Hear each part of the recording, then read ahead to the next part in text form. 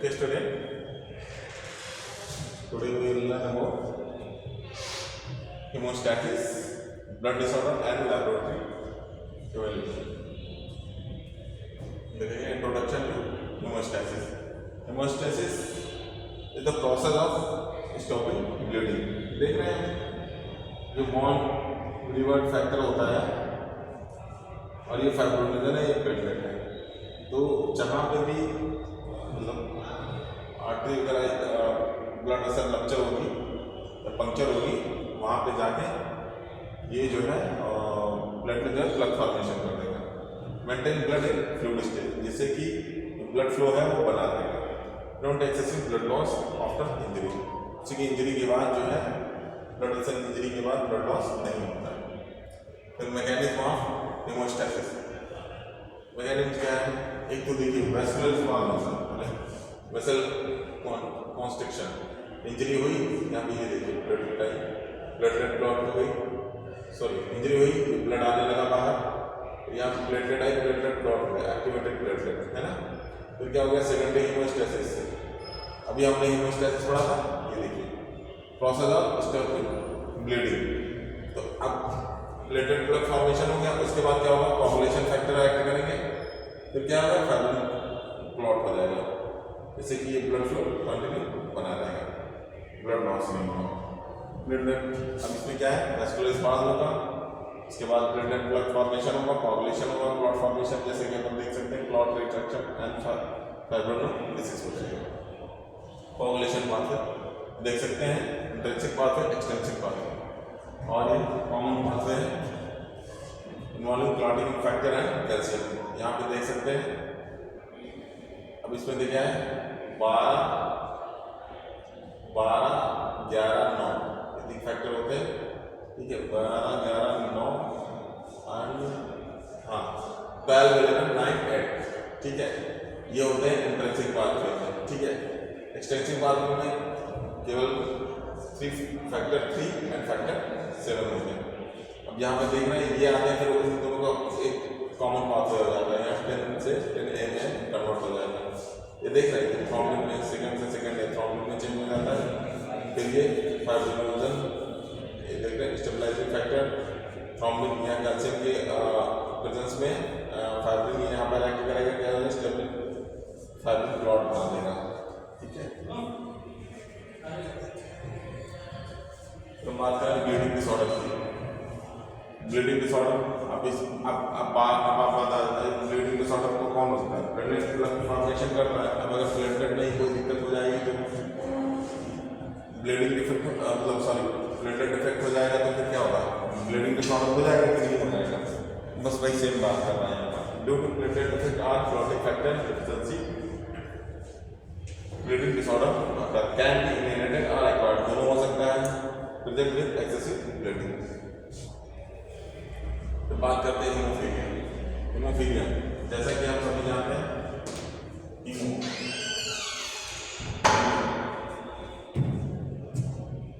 ये inherited accident disorder होता है, deficiency of factor 8 haemophilia A बोलते हैं, deficiency of factor 9 haemophilia B होता है, प्रोलॉन्ग एक्विटी, ठीक है। यानी कि आप कह सकते हैं कि फैक्टर 8 मतलब एंटी क्रिसमस फैक्टर हो गया, सॉरी नहीं, एंटी हीमोफिलिक फैक्टर हो गया, हीमोफीलिया बी यानी क्रिसमस फैक्टर हो गया, ठीक है। और सी जो है वो स्टुअर्ट फैक्टर से होता है, ठीक है। इसमें प्रोलॉन्ग एक्टिविटी क्या होगा?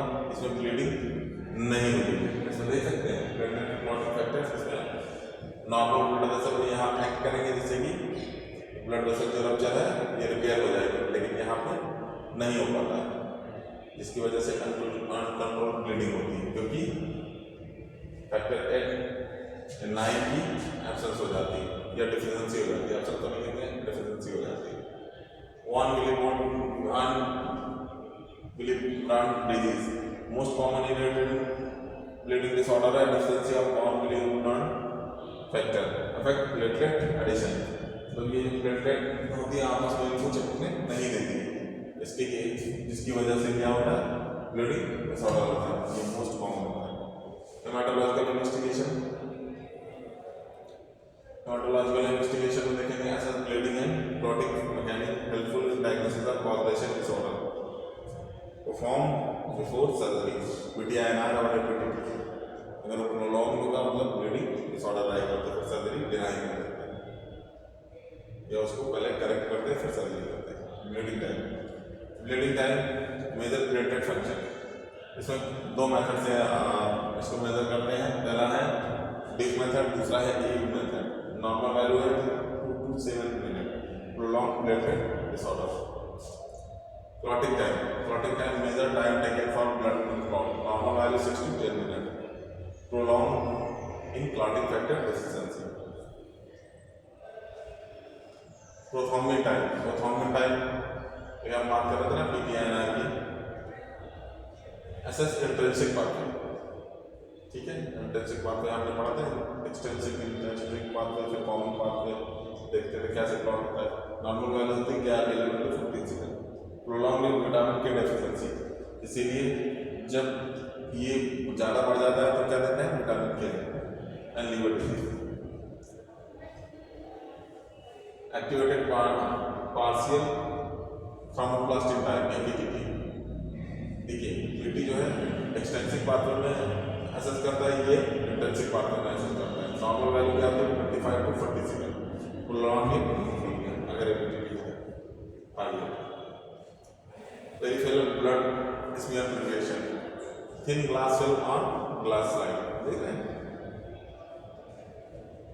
क्या stand using Leishman stand, proper technique ensure accuracy. Peripheral blood smear and computation, RBC morphology, WBC differential count and platelet count and morphology. The blood grouping AB your system based on presence of A and B antigen. Blood group कितना होता है A B and ओ, मतलब antigen के नाम से होता है। अगर किसी में ए एंटीजन पाया जाए ए ब्लड ग्रुप, बी एंटीजन पाया जाए तो बी ब्लड ग्रुप, ठीक है। अभी देखिए अब इसमें क्या होता है तो देख रहे हैं आप, अगर दोनों एंटीजन पाया जाए तो ए बी ब्लड ग्रुप, ठीक, नन मतलब ओ ब्लड ग्रुप। इसी का उल्टा एंटीबॉडी प्लाज्मा क्या होगा एंटी बी ए, इसमें कोई एंटीबॉडी नहीं पाई जाएगी, इसीलिए यूनिवर्सल रिसीवर होता है। ये ओ ब्लड ग्रुप है, इसमें दोनों एंटीबॉडी पाई जाएगी, anti A and anti B, ठीक है। Rh blood group system based on D antigen, ये देखिए आरएच पॉजिटिव और आरएच नेगेटिव, आरएच पॉजिटिव और Rh negative. Important in pregnancy and transfusion, cross matching, test compatibility between donor and recipient, prevent transfusion reaction उससे बचाता है cross transfusion reaction and mandatory before blood transfusion. Blood transfusion के पहले cross match जरूरी होता है, नहीं तो फिर वो पेशेंट की डेथ हो जाएगी। एंटीबॉडी रिएक्शन, ऑटोमेशन है haematology, automated analyser perform CBC, increase accuracy and speed, तुरंत ही हो जाता है, आपने देखा होगा आधे घंटे में, 1-2 घंटे में आ जाती है। Reduce manual